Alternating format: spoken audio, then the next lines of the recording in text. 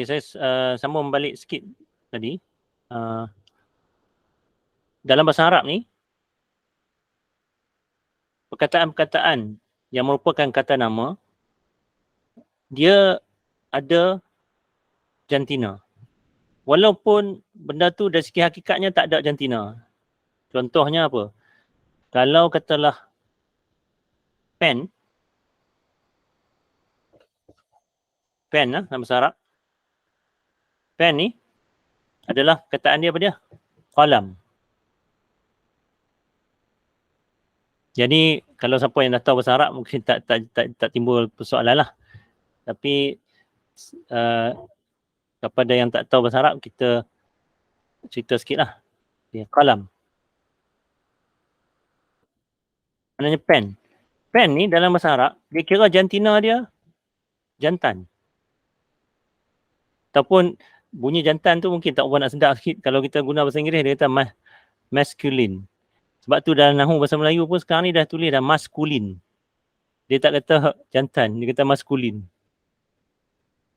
Okey. Lepas tu yang ni, pembaris. Pembaris ni dalam bahasa Arab dia kata mistarah. Mistarah ni ada ta. Bila ada ta yang ta marbutah ni, dia dikira sebagai feminin. Walaupun kita kata pembaris ni mana ada jantina. Tapi dari segi bahasa Arab, dia tak kira macam tu. Dia kira kata nama tu bentuk dia macam mana. Yang ada ta marbutah ni, kecuali beberapa perkataan saja, dia kira sebagai feminin. Maknanya kalau cakap kampung ni kita kata macam betina lah. Kalau manusia kita kata apa ni wanita. Tapi takkan nak kata wanita, kata kalau binatang betina. Baik, sekarang ni kalau yang menarik ataupun yang merentak,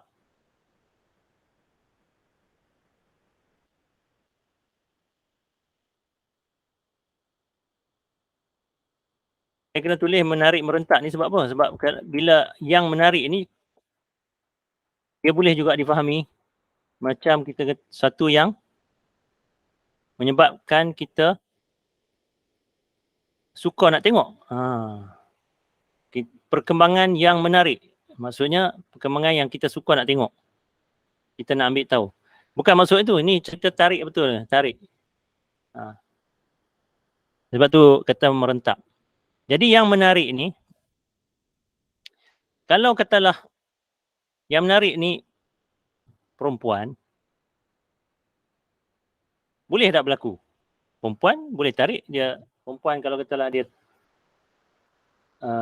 rentap kain. Jadi perempuan pun boleh nak rentap kain. Jadi boleh dikatakan perempuan nazi'ah. Kalau ramai, ada beberapa orang perempuan yang merentak, 3 orang dan ataupun 4 ke 5 ke, 3 ke atas, dikatakan nazi'at. Tapi yang termasuk dalam jantina feminin ni adalah boleh juga benda. Benda. Jadi ada tak benda yang boleh merentak? Contohnya kalau kita zaman sekarang ni kita kata mesin. Mesin tu merentap kain. Jadi kalau kata mesin, boleh juga kata dia, kalau kata mesin tu kalau makinah, ini perkataan zaman moden lah, dia boleh kata nazi'ah. Sebab apa? Sebab ini makinah ni feminin. Jadi kena kata nazi'ah lah. Okey. Bila datang kat sini, sekarang kita baca ayat dia. Kita boleh masuk. A'udzubillahi minasyaitonirrajim. Bismillahirrahmanirrahim. وَالنَّازِعَاتِ غَرْقًا وَالنَّاشِطَاتِ نَشْطًا وَالسَّابِحَاتِ سَبْحًا فَالسَّابِقَاتِ سَبْقًا فَالْمُدَبِّرَاتِ أَمْرًا يَوْمَ تَرْجُفُ الرَّاجِفَةُ تَتْبَعُهَا الرَّادِفَةُ قُلُوبٌ يَوْمَئِذٍ وَاجِفَةٌ أَبْصَارُهَا خَاشِعَةٌ يَقُولُونَ أَإِنَّا لَمَرْدُودُونَ فِي الْحَافِرَةِ أَإِذَا كُنَّا عِظَامًا نَخِرَةً قَالُوا تِلْكَ إِذًا كَرَّةٌ خَاسِرَةٌ فَإِنَّمَا هِيَ زَجْرَةٌ وَاحِدَةٌ فَإِذَا هُمْ بِالسَّاهِرَةِ.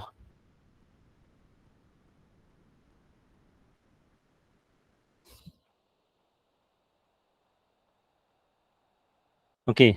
Jadi di sini perkataan dia wan nazi'at, macam kita yang dikatakan sinilah.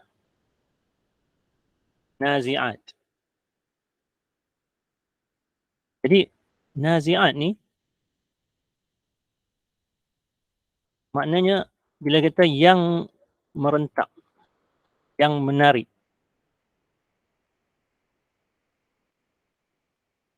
Yang merentak gharqan.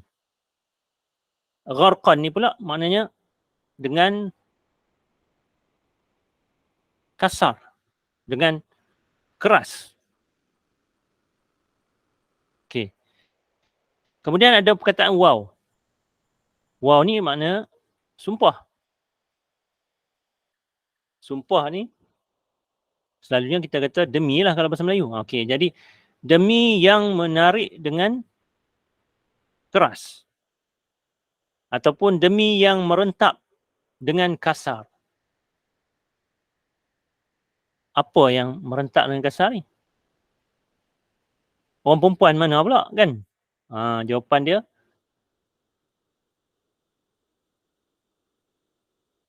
sebagaimana dihuraikan dalam tafsir, sebab dia makna dia terbuka, dia ada perbezaan pandangan, ada perbezaan tafsir. Jadi yang menarik ini sebenarnya apa? Yang masyhur sekali adalah maknanya malaikat. Okey, malaikat ni jantan ke betina? Jawapannya malaikat tak ada jantina.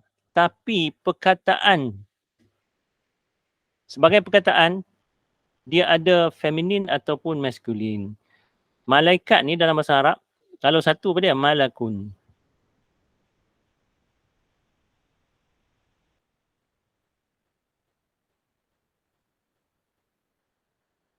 Dia punya jamak dia malaikah.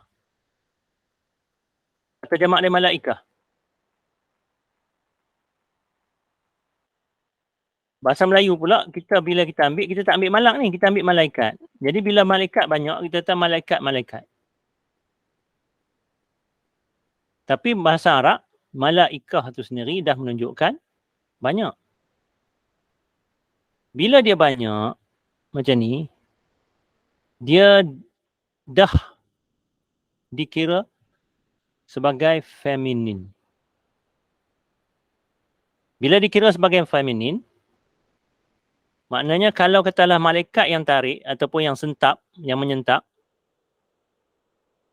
kan kata macam ni lah. Malaikatun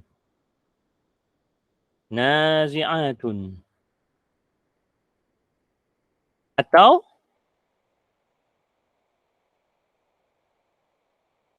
Ada alif lam lah. Dalam bahasa Arab kita tahu juga, kadang-kadang perkataan boleh ada alif lam.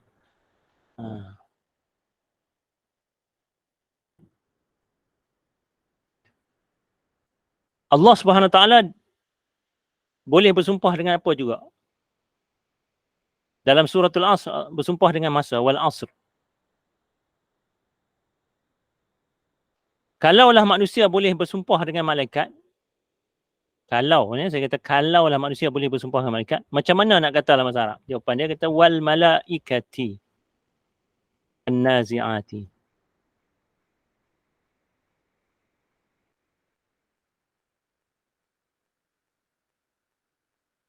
Tapi dalam Quran ni ada tak perkataan malaikat disebut?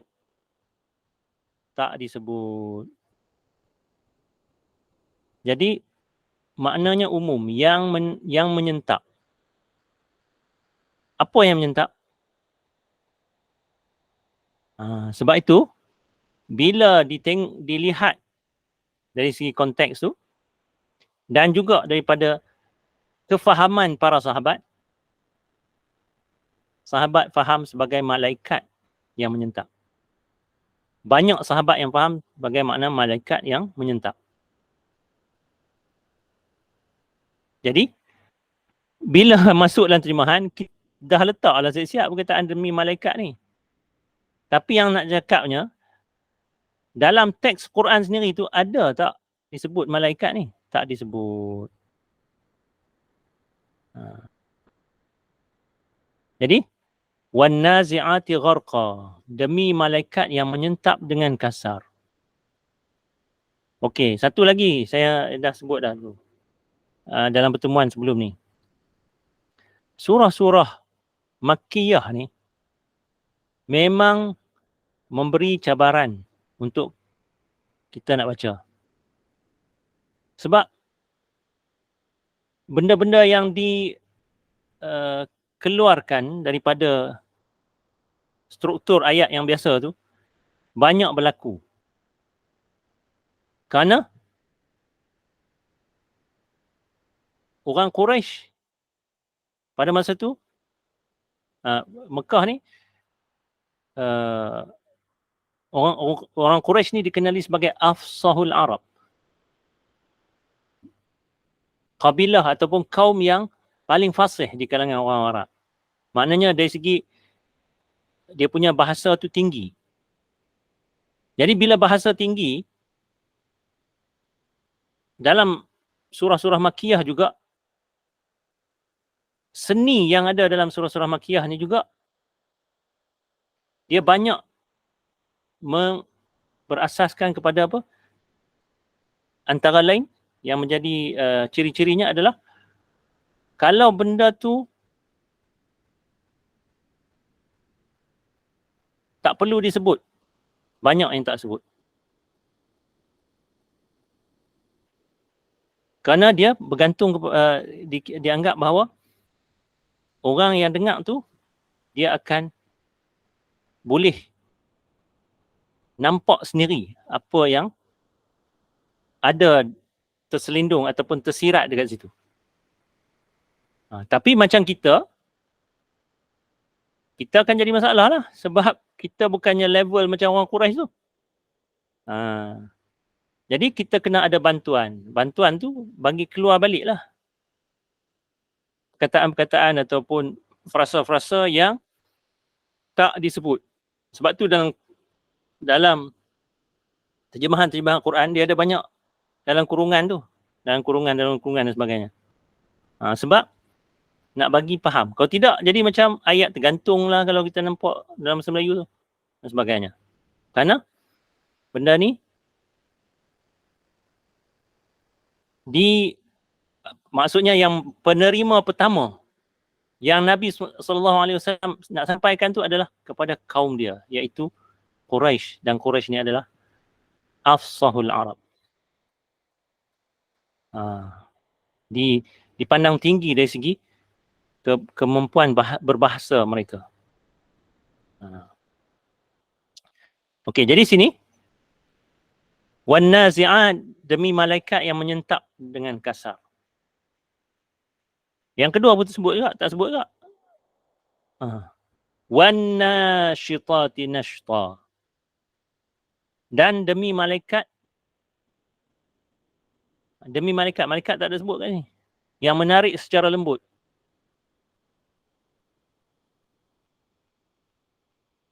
Okey, sini naza'ah. Sini nasyata. Tapi bila jadi bentuk yang macam tadi tu, yang menarik tu, jadi nasyitah, kata jamak dia nasyitat. Jadi kalau naza'ah ni seolah macam sentap tu, tarik dengan kasar. Ada juga kalau tarik dengan lembut, dia tak guna dah perkataan naza'ah. Digunakan nasyata.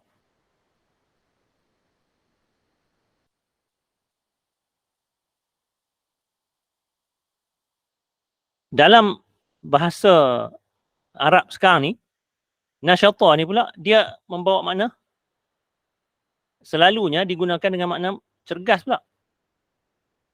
Kalau dikatakan rajulun nasyid, seorang yang cergas, aktif. Tapi dekat sini maksudnya yang menarik. Yang menarik dengan lembut. Nashtan tu adalah penegasan. Jadi maknanya penegasan tu kerana dia daripada huruf-huruf yang sama juga ni. Nun shin ta, nun shin ta. Penegasan. Jadi maknanya itu cara bahasa Arab, salah satu cara dia adalah dengan menegas. Maksudnya seolah demi malaikat yang menarik betul-betul dengan lembut. Seolah gitulah. Kemudian was-sabihati sabha. Demi malaikat yang sabihat. Sabihat ni maksudnya apa? Maksudnya kat sini maknanya bergerak pantas. Sekarang ni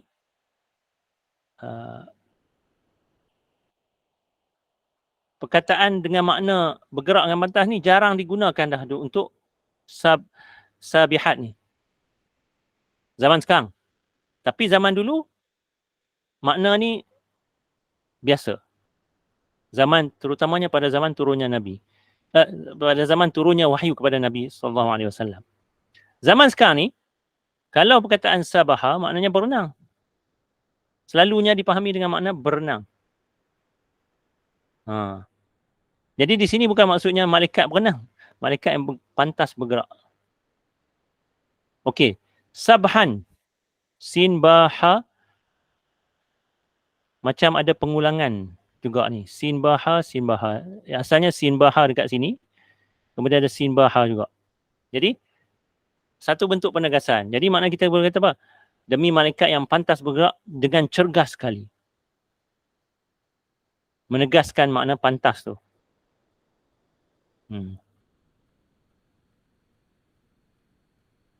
Seterusnya. Seterusnya, kerana dekat sini kita tengok, mula dalam Quran ni mula-mula wow. Kat sini datangnya fa. Jadi kita nak bagi, kalau kita nak bagi nampak ada perbezaan tu, kita boleh seterusnya lah. Kalau nak kata dan pun, maksudnya satu kumpulan juga daripada malaikat. Kalau nak guna dan, tapi dengan sebab ada perbezaan ni, maknanya kita nak nampakkan perbezaan tu, kita boleh katalah contohnya seterusnya. Demi malaikat yang mendahului di depan. Di depan ni, depan apa? Depan yang lain. Kalau kata boleh faham, yang mendahului di depan pun cukup, boleh faham takat cukup tu, okey lah. Faham lah. Tapi selalunya kita kata bila depan ni maksudnya depan kepada benda yang lain lah. Demi malaikat yang mendahului di depan. Sabiqati sabqan.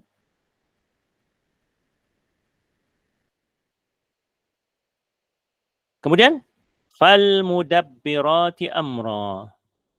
Dan demi malaikat, sama juga tak ada perkataan malaikat, tapi itu yang masuk di makna yang difahami dekat sini, difahami oleh ramai para sahabat dan ulama-ulama tafsir, maknanya malaikat juga, merujuk pada malaikat juga.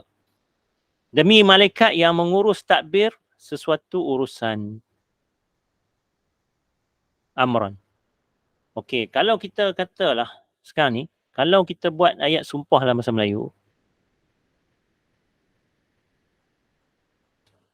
ayat sumpah dalam bahasa Melayu, contohnya kita kata demi Allah.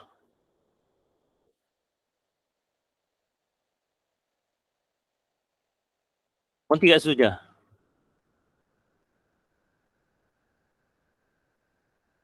Dia ada macam mana nak faham ni? Demi Allah.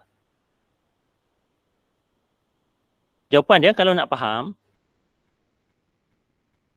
dia mesti ada benda yang sumpah tu mengenai apa.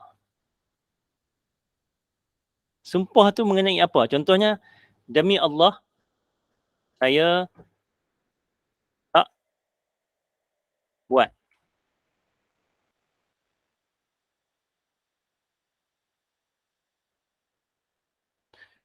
Oh, yang tu kalau nafi. Kalau kata tak nafi, kalau kita nak kata benda yang kita tak nafi, bahawa benda kita buat. Contohnya, demi Allah, saya yang tulis surat ini. Contohnya. Jadi maknanya benda kita sumpah mengenai apa? Jadi kena ada ni. Okey, dalam bahasa Melayu boleh tak duduk belakang? Dari segi nak bercakap, tak ada masalah juga. Saya yang tulis surat ini, demi Allah.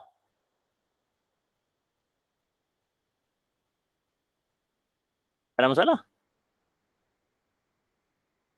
Atau macam yang saya tulis tadi, demi Allah saya yang tulis surat ini. Dia maksudnya yang pentingnya dia kena ada benda yang sumpah tu mengenai apa.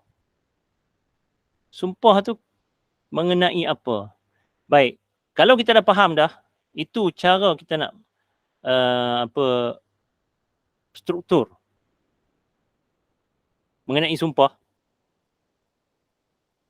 Cuba kita tengok sini. Yang ni dia kata demi malaikat yang menyentap dengan kasar, demi malaikat yang menarik secara lembut, demi malaikat yang bergerak pantas, demi malaikat yang mendahului, demi malaikat yang mengurus. Apa yang Quran kata? Mengenai apa sumpah ni? Mengenai apa? Sumpah ni mengenai apa? Jawapan dia dalam Quran tak sebut. Jadi macam yang saya kata tadi lah. Dalam surah-surah apa ni? Makiyah ni, dia memang mencabar. Jadi macam, kalau macam kat sini macam, sumpah pasal apa? Jadi jawapan dia, sebenarnya sumpah pasal ni. Kamu akan dibangkitkan semula. Tapi kamu akan dibangkitkan semula ni ada sebut tak kat sini? Tak ada sebut. Ni, kamu akan dibangkitkan semula ni. Tak ada sebut. Dalam Al-Quran tak sebut. Tapi itulah yang difahami. Demi malaikat yang menyantap dengan kasar, demi malaikat yang menarik secara lembut, demi malaikat yang pantas bergerak, demi malaikat yang mendahului, demi malaikat yang mengurus takbir suatu urusan, kamu, wahai orang-orang yang ingkar ni, wahai Quraisy yang ingkar ni, kamu akan dibangkitkan semula. Memang confirm kamu akan dibangkitkan semula. Jadi seolah gitulah kalau kita cakap.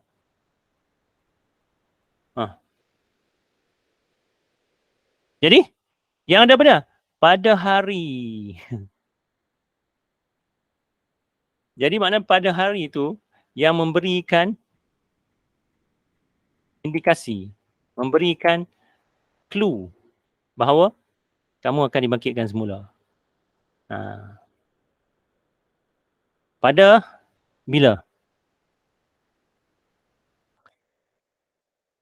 Al-Quran menceritakan proses.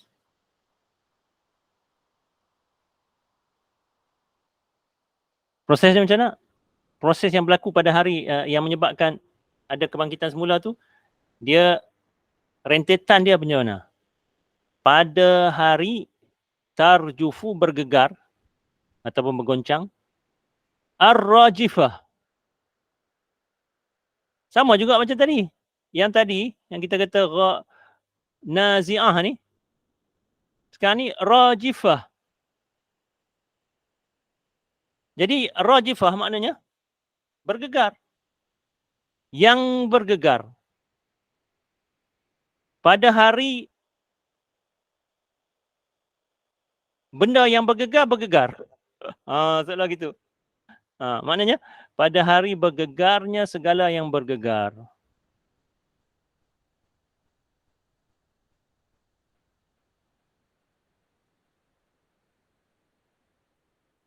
Okey, saya pause kejap Sebab apa? Sebab nak sambung bateri, takut dia bateri mati sekejap. Sekejap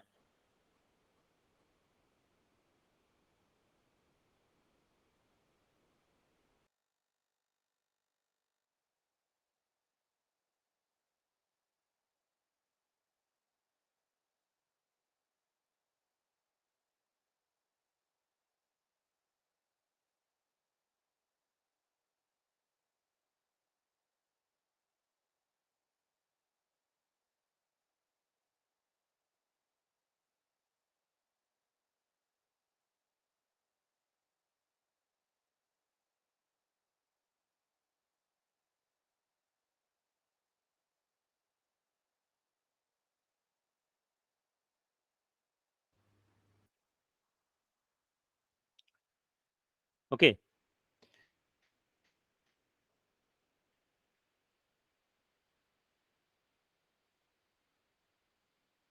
Yang bergegar ni maknanya alam semesta ni lah. Tapi dia tak disebut alam semesta. Tak disebut as-samawat wal ard. Tapi yang alam semesta tu, apa yang bergegar tu sebenarnya? Yang bergegar tu adalah langit dan bumi lah. Alam semesta. Kemudian tatba'uha ar-radifah.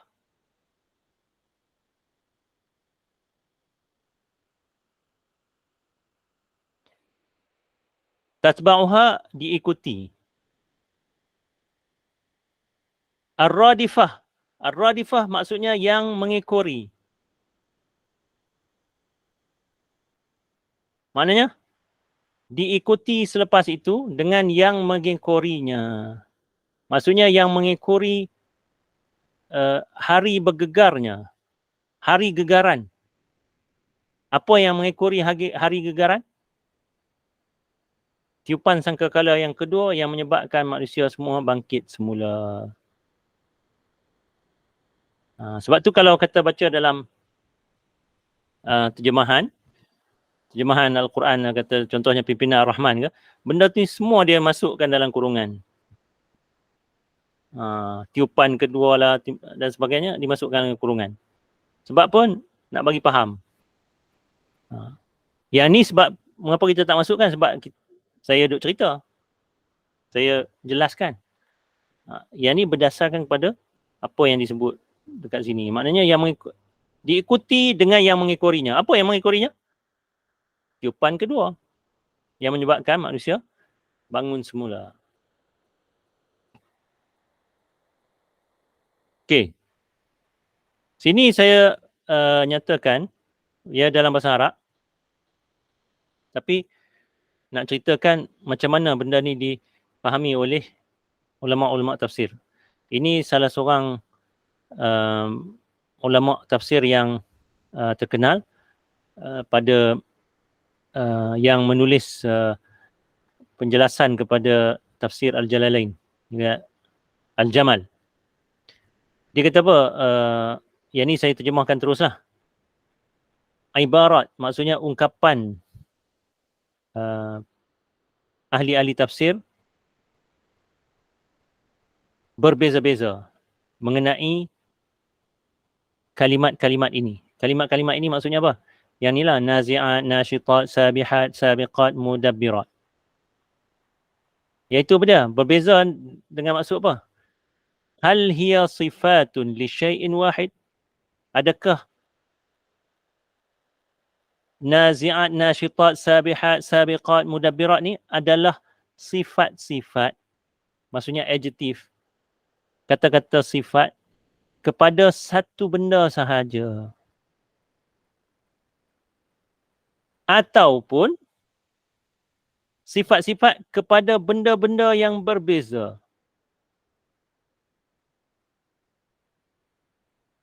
Mereka ni berselisihan pendapat dalam, sehingga ada beberapa pandangan, aujuh, ada beberapa wajah, maksudnya ada beberapa pandangan. Tapi dia membuat kesimpulan ada satu benda yang dipersetujui oleh semua orang. Wattafaqu. Mereka semuanya mempunyai kefahaman yang sama ala annal murad biqaulihi fal mudabbirati amra, bahawa maksud dengan kata-kata Allah SWT fal mudabbirati amra merupakan sifat kepada satu benda, iaitu malaikat. Maknanya yang fal mudabbirati amra ni, ulama-ulama tafsir tak ada berbeza pendapat, dia semua faham kata maksudnya malaikat. Yang lain-lain tu macam mana? Yang lain-lain tu ada perbezaan pandangan. Tapi daripada pandangan-pandangan yang banyak ni, ada seorang penulis tafsir pada kurun ke-20 ni, iaitu Syekhul Azhar, Syekh Muhammad As-Sayyid At-Tantawi. Dia kata apa? Sebab dia dah baca banyak macam-macam, sebab dia memang ahli tafsir. Kita tahu ulama tafsir pada zaman kurun ke-20 ni. Jadi dia membuat kesimpulan ni. Dia kata wa yabdu lana, nampaknya kepada kita, yang zahir kepada kita ni, sifat-sifat ni semua adalah kepada satu benda sahaja, iaitu malaikat. Dan dia mengatakan bahawa kalau kita jadikan sifat-sifat ni semua adalah sifat kepada satu benda saja, itulah yang lebih dekat ke arah yang betul. Aqrabu ila shawab, maknanya nampaknya lebih tepat. Pasal apa nampak lebih tepat? Li'annahu al-ma'thur an kathirin min as-sahabati wat-tabi'in wa man ba'dahum. Karena itulah yang diriwayatkan, yang diambil daripada ramai dari kalangan sahabat-sahabat dan tabi'in dan orang-orang yang selepas daripada mereka. Jadi maknanya kalau ramai di kalangan sahabat yang faham kata benda ni semuanya merujuk kepada malaikat, jadi itu adalah satu pandangan yang kuat lah. Sebab sahabat-sahabat berada pada zaman turunnya wahyu itu sendiri. Baik.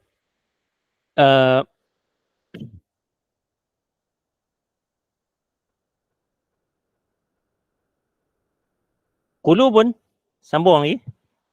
Qulubun yawma izin wajifah. Okey. Hati. Kalau kita nak kata qulubun ni kata jamak, jadi maksudnya hati-hati lah. Tapi kalau kita kata hati-hati, dia jadi makna kok jadi makna lain pula dalam bahasa Melayu. Jadi kita buat hati je lah. Okey. Macam mana nak kita tunjuk banyak? Kita guna perkataan semuanya lah. Hati pada hari itu, yauma izin. Maksud pada hari bila?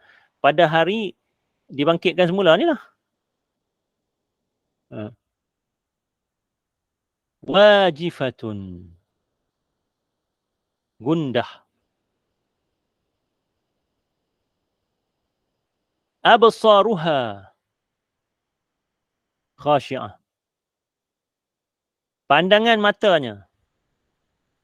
Pandangan mata manusia. Mata apa? Mata manusia lah. Mata manusia yang mempunyai hati-hati ni. Tengok. Kalau kata bahasa Melayu, kita mungkin kita kata pandangan mata manusia itu menjadi kuyu. Pandangan manusia, kita sebut manusia. Dalam Quran, ni bahasa Arab ni. Dalam surah di Mekah pula. Dikatakan pandangannya. Soalannya pandangan hati lah. Kalau kita faham secara zahir, nampak macam pandangan hati. Tapi dimaksudkan bila absar, dalam bahasa Arab memang difaham sebagai pandangan mata. Pandangan matanya. Pandangan mata yang berkait dengan hati. Maksudnya apa? Bukan berkait dengan hati dengan maksud mata tu kat hati. Pandangan mata manusia yang hati-hatinya tadi tu jadi gundah. Mata dia jadi macam mana? Matanya kuyu. Ketakutan. Okey, kuyu ni bukan bahasa kampung. Saya dah check dalam kamus. Memang ada semua. Yang paling kita tak mata yang orang jadi takut dalam keadaan dia tak berani nak buka. Besar-besar. Jadi kita kata kuyu lah. Tapi dalam bahasa Melayu ni kadang-kadang mata kuyu ni maknanya mungkin bangun pagi macam tu pun boleh kata kuyu juga. Tapi di sini kita kata kuyu ni bukan kerana mengantuk. Kuyu ketakutan.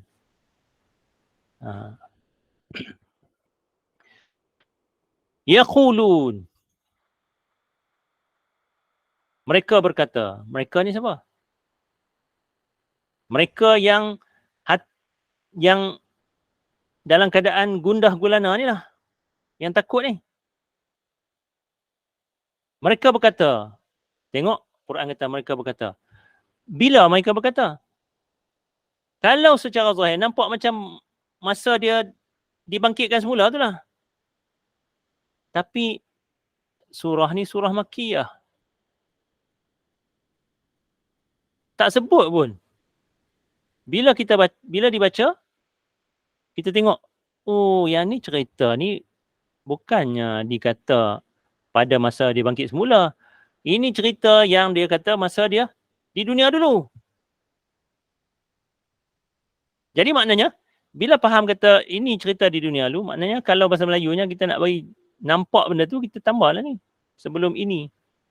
Mereka sebelum ini berkata. Ada tak sebelum ini dalam ayat Quran? Tak ada. Tapi itulah yang difahami. Macam mana boleh difahami tu? Sebab ini bentuk kata-katanya.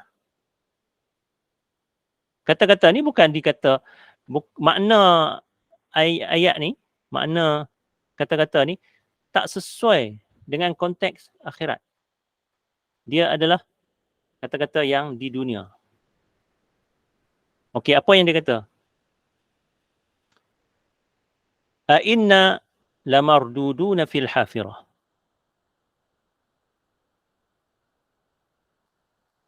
Ini pun nak kena kalau juga. Adakah kami akan dikembalikan kepada keadaan asal? Lepas tu kalau nak ikut ni ada penegasan ni. Kami ni betul-betul akan dikembalikan kepada keadaan asal ke? Jadi dia kata benda ni dalam bentuk ejekan. Mempersendakan Nabi. Sebab Nabi kata, kamu akan dibangkitkan semula. Macam mana tahu kata mereka ni mempersendakan? Jawapan dia bahagian ni.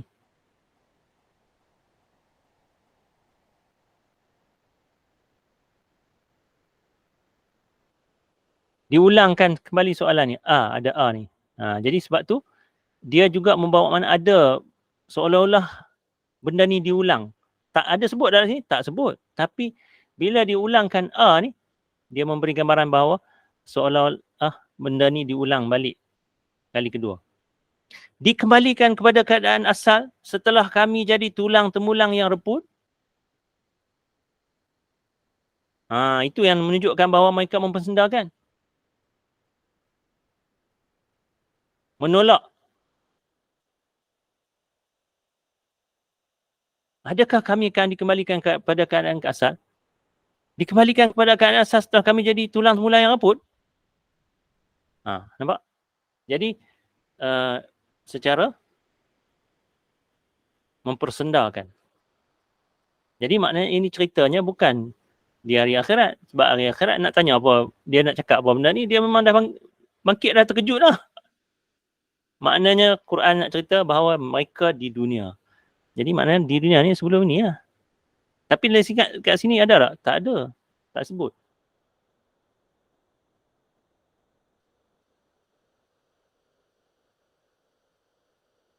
Lepas tu, ditambah lagi. Qalu, mereka berkata. Maksudnya mereka juga berkata. Sebab apa? Dia tambah lagi. Dia bukan sekarang ni orang katakan kalau katalah kalau macam kita kata kalau luka tu kena dengan air pun rasa pedih dah. Lepas tu nak bagi lagi pedih, bubuh garam dekat air tu. Lagilah pedih. Jadi soalan macam sekarang ni, dia orang ni dah lah dia kata dia mempersendakan. Lepas tu dari segi bongkaknya dan angkuhnya mereka ni, mereka kata apa? Seolah-olah macam ni lah. Kalau kita nak kata, oh, kalau kita ni dibangkitkan semula seperti keadaan asal, memang rugilah kita ni. Memang akan rugi lah. Memang naya betul. Seolah-olah gitu.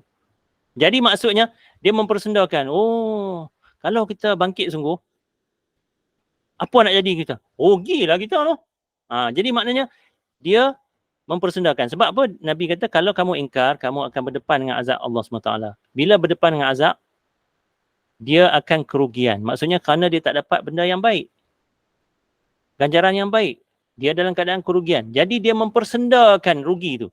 Dia kata, oh kalau betul lah dikembalikan sungguh, pengembalian ni memang rugilah kat kami ni. Jadi dia cakap macam tu bukan kerana dia sedar bahawa benda tu dia patut percaya dan mengakui benda tu sebagai benar, tapi dia kata sebagai ejekan dan mempersendakan. Oh, kalau dibangkitkan sungguh, memang rugilah kat kami. Memanglah pengembalian ini satu yang rugi. Rugi kepada apa? Rugi kepada kami. Dia kata tu dengan maksud apa? Ejekkan. فَإِنَّمَا هِيَ زَجْرَةٌ وَاحِدَةٌ. Kemudian Allah SWT tegaskan. Dia merupakan zajratun wahidah.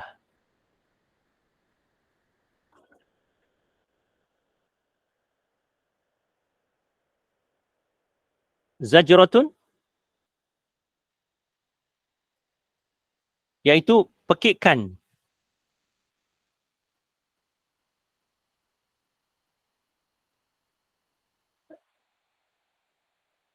Macam kalau katalah contohnya pekikan ni macam kalau kita di dunia ni kalau katalah di apa ada orang buat salah ni kita kata kita sergah dia. Itu dikatakan zajr. Hei, apa kamu buat ni? Itu zajrun dalam bahasa Arab. Zajratun sekarang ni pekikan ataupun satu pekikan sahaja. Zajratun wahidah. Fa idza hum bis-sahirah.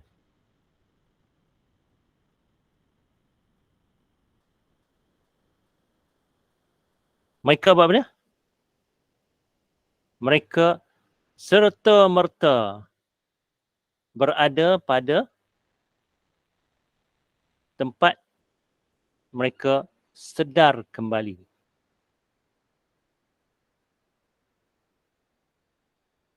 Maksudnya tempat perhimpunan lah. Mereka berada di tempat mereka berada di tempat perhimpunan untuk dihakimi Allah Subhanahu Wa Taala. Okey, jadi di sini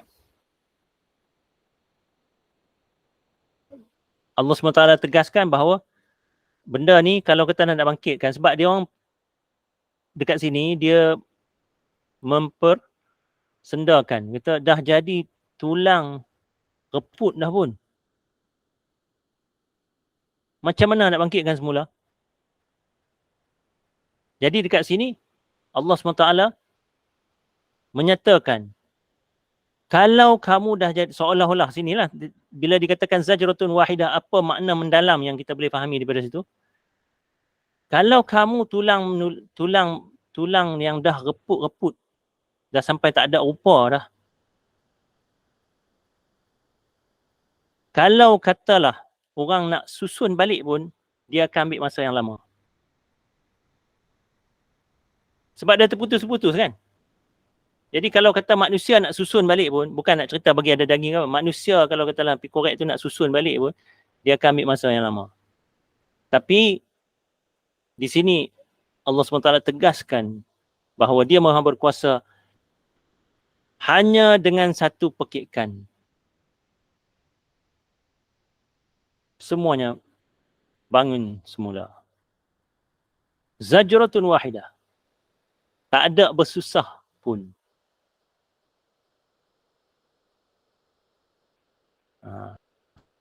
Faizahum bisahirah. Mereka pun kembali hidup dan berada di tempat perhimpunan untuk dihakimi. Okey, di sini Al-Hafirah ni mengapa kita kata keadaan asal? Marduduna fil hafirah.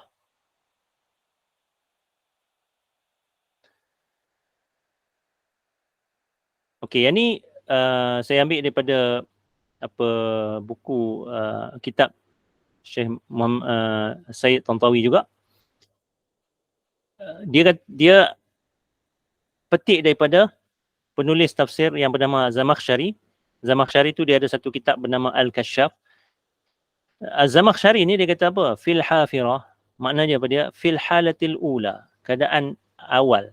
Maksudnya keadaan pertama. Keadaan pertama maksudnya Melayu kata keadaan asal.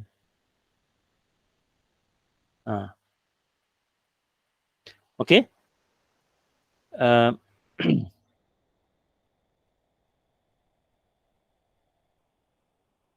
Keadaan asal ni merujuk kepada apa? Merujuk kepada kebangkitan semula lah. Sebab tu dia kata ni al-hayah ba'dal maut. Sebab apa? Sebab bila dia hidup balik masa kebangkitan semula tu, dia balik kepada keadaan asal iaitu masa dia hidup di dunia dulu. Keadaan pertama.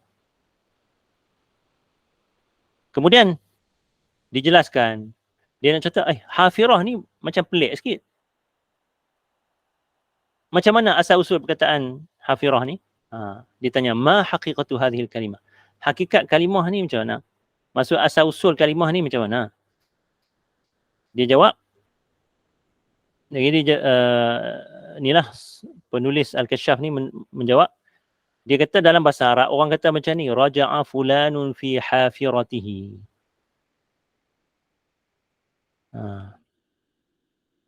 Seorang itu, ada seseorang kembali ke dalam hafirahnya. Ke dalam hafirahnya apa dia? Ke dalam, kembali ke hafirahnya. Maksudnya kembali ke jalan yang dia lalui sebelum ni. Bila dia lalui, kalau katalah di padang pasir, benda tu dia akan ada kesan tapak kaki tu. Maksudnya tenggelam. Dia akan tenggelam sikit lah, bukanlah tenggelam sampai tak boleh jalan kan. Maksudnya bila berjalan atas padang pasir, dia akan bekas. Dia tu, kalau bahasa utara kata tenggelam. Dia terturun sikit, gitu. Jadi maksudnya apa dia?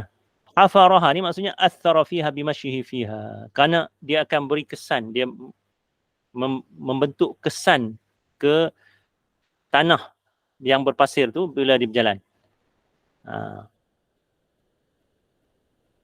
Jadi kemudian dia jadi ungkapan, kalau bahasa Inggeris kata idiom. Ungkapan yang digunakan secara meluas dengan maksud kalau dikatakan seorang tu dia katakanlah dia pernah tulis buku. Lepas tu 10 tahun dia tak tulis buku. Tahun ke-11 dia tulis semula. Dalam bahasa Arab boleh kata dia kembali ke hafirahnya. Kembali ke hafirahnya. Apa dia? Dia bukan duduk di padang pasir pun, dia duduk Malaysia ni. Memanglah, tapi bila dah jadi ungkapan yang kita kata dalam bahasa Inggeris disebut idiom tu, ungkapan yang dah jadi macam simpulan bahasa begitu, kembali ke hafirahnya, maksudnya kembali kepada keadaan dia yang sebelum ini. Maksudnya dulu dia pernah menulis, lepas tu dia berhenti, 10 tahun pula dia menulis balik, maknanya dia kembali kepada keadaan yang awal dia tu. Jadi itulah cerita kataan hafirah dekat sini. Marduduna fil hafirah. Wallahu alam. Setakat ini untuk malam ini. Nas'alullah subhanahu wa ta'ala an yu'allimana ma yanfa'una wa yanfa'ana bima 'allamana wa yazidana ilman wa yulhiqana bi'ibadihi as-salihin. Wabillahi taufiq. Wassalamu alaikum warahmatullahi wabarakatuh.